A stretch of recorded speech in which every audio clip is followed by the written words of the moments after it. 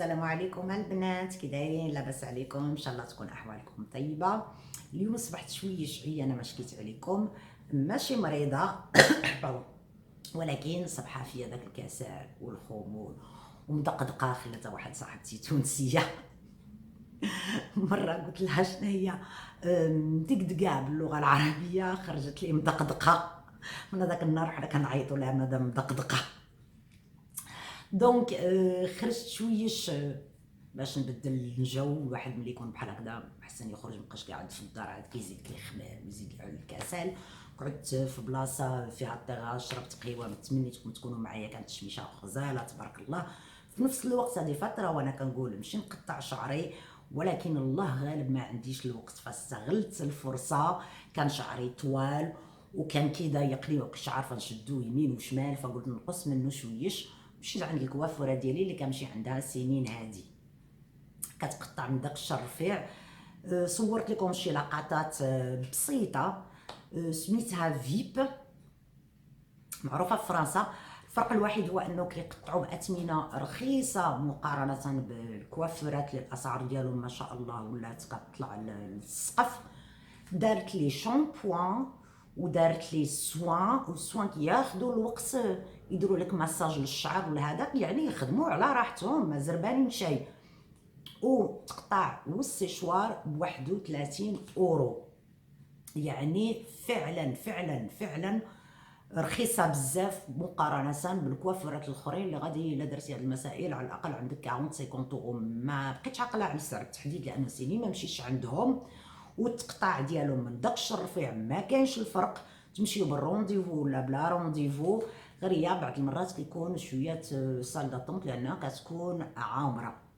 حاولت نصور لكم في الزنقه، ولكن المشكل الصوت ما عالي شيء. بمناسبه البنات اللي قالوا لي انه الصوت ضعيف في فيديوهات، فانا قلبت التليفون ديالي، قلبت الاورديناتور، لقيت الصوت هو هذاك. المشكل جاي مني انا، ما جايش من لي ساباغاي. كنهضر بصوت خفيف، فغادي نحاول نعلي صوتي باش على الاقل كاليتي الصوت يوصلكم هو هذاك. وبمناسبة لي كومونتير،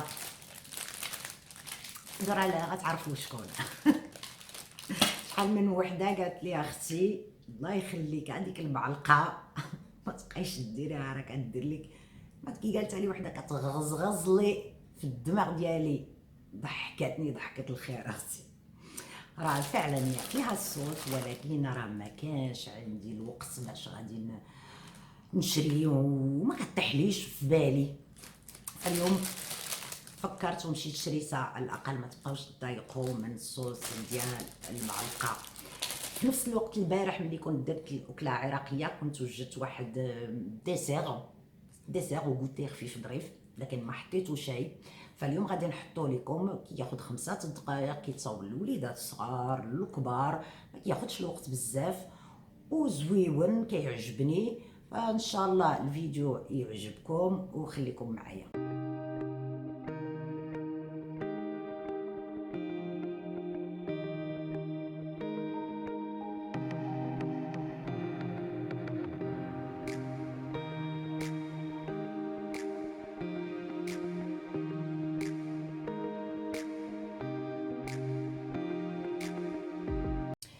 اول ديسير ديالنا وهو ديسير خفيف ظريف، كياخد تقريبا شي 15 دقيقه للوليدات الصغار حتى لينا الكبار حتى حنايا.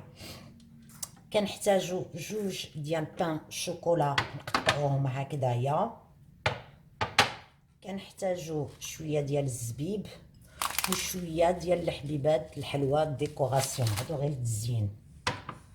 كنحتاجو الابريكو، كريم انجليز، كريم فريش، وجوج الكيسان ديال الحليب.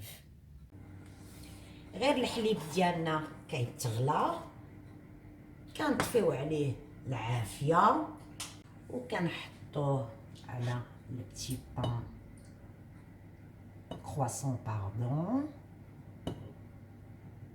ونخليوها تشرب وتبرد في نفس الوقت. وعاد